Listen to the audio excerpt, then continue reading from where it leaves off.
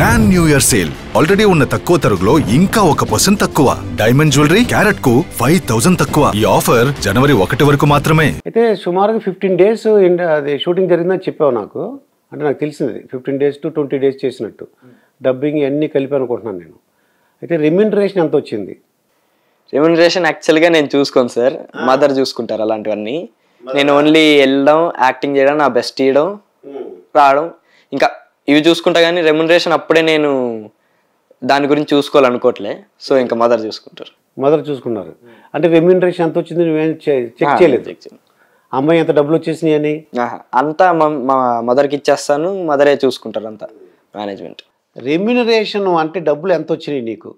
Remuneration అంటే ప్రస్తుతానికి నాకైతే తెలియదు. పేరెంట్స్ చూసుకుంటారు రెమ్యూనరేషన్. నాకు తెలుసుకోవాల్సిన అవసరం లేదు.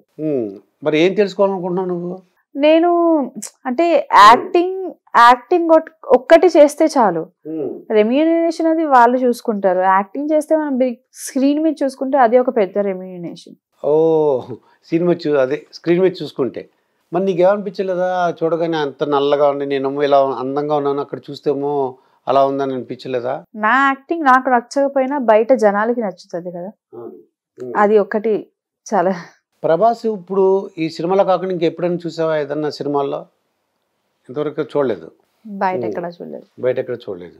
ఇంకా ఈ సినిమాలో ఏమి నచ్చినాయి సీన్లు? నా సీన్స్ నచ్చాయి. ఈ సీన్స్ నచ్చినాయి. ప్రభాస్ సార్ ఫైటింగ్ కానీ, కొన్ని మంచిగా కనిపించే సెంటిమెంట్ డైలాగ్స్ కానీ నచ్చుతాయి. మామూలు ఏంటంటే మొత్తం ప్రపంచవ్యాప్తంగా నీకు వచ్చింది గుర్తింపు.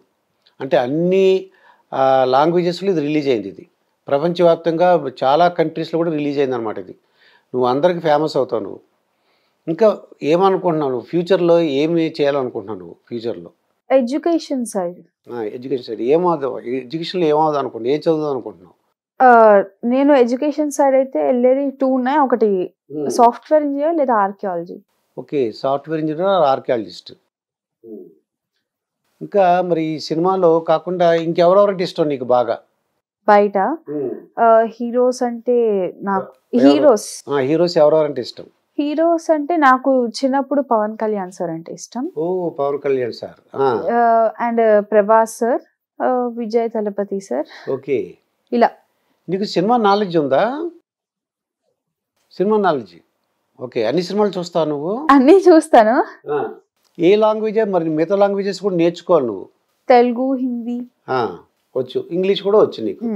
ఇంకెవరి ఇంకా అంటే నాని గురించి కానీ, లేకపోతే జూనియర్ ఎన్టీఆర్, అల్లు అర్జున్ సినిమా చూసావా? అందరు మూవీస్ చూస్తాను.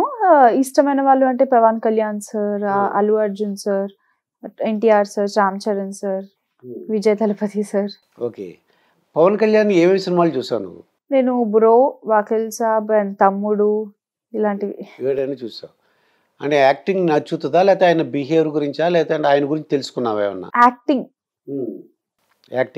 యాక్టింగ్ కానీ ఫ్రెండ్లీ నేచర్ కానీ. బయట ఆయన ఒక పొలిటికల్ పార్టీ పెట్టాడు తెలుసా నీకైనా? ఏంటది? జనసేన. ఓకే ఓకే, ఎక్కడ ఉంది అది? ఏ స్టేట్లో ఐడియా ఉందా? ఆంధ్రప్రదేశ్. ఓకే, ఒకవేళ మీకు పవన్ కళ్యాణ్ పిలిచి కొద్దిగా నాకు సపోర్ట్ చేయమంటే చేస్తాను. నువ్వు చేస్తావు?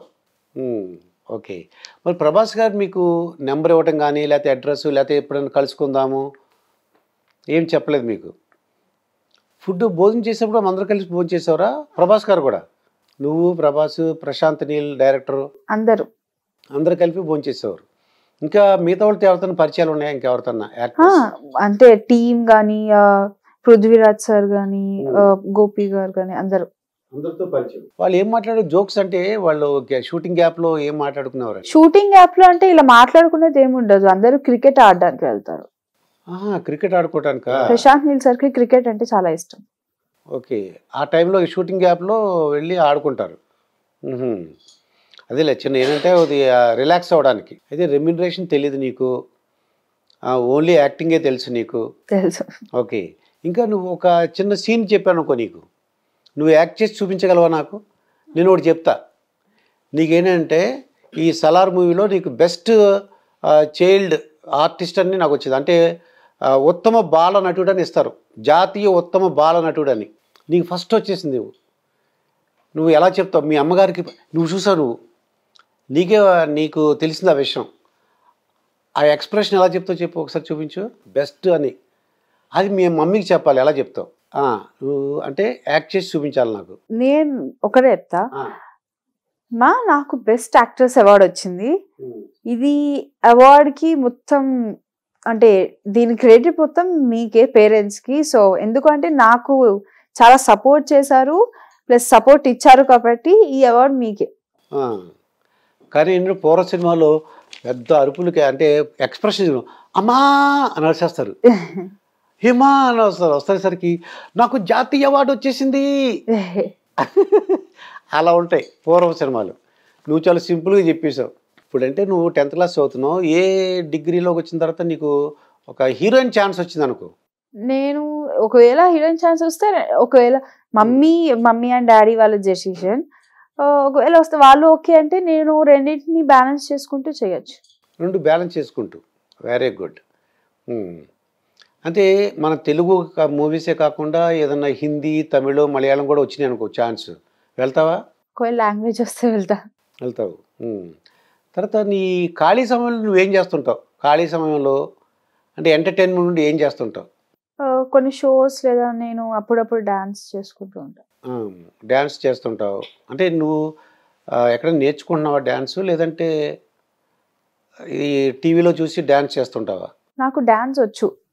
డ్యాన్స్ వచ్చు, ఓకే. అన్ని స్టెప్స్ వేసేయగలవా? చిన్నప్పటి నుంచి డాన్స్ వచ్చు. ఓకే. డ్యాన్స్ షోస్ చూస్తుంటావు, టీవీలో డ్యాన్స్ షోస్ ఏ ఉంటాయి కదా, ఆట 1 ఆట 2 అటువంటివి. ఓకే. ఇంకేంటి మరి, సెల్తో ఆడుకుంటుంటావా ఏమన్నా? సెల్ ఆటలో మరి అంత ఎక్కువ ఆడను, బయట బోర్డ్ గేమ్స్ ఎక్కువ ఆడతా. Okay, board games.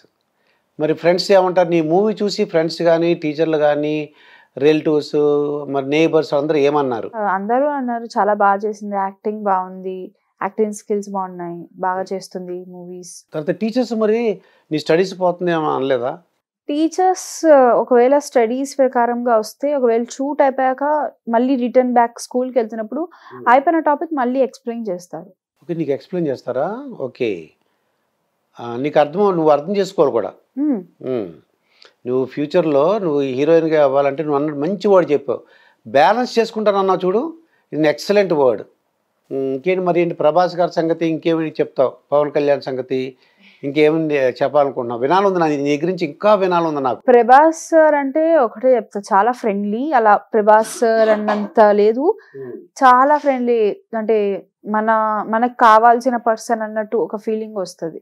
చాలా ఫ్రెండ్లీ. ప్రశాంత్ నీల్ సార్ కూడా ఫ్రెండ్లీ, ఎక్కడ చూసినా కూడా కుట్టి కుట్టి కుట్టి అని పిలుస్తారు.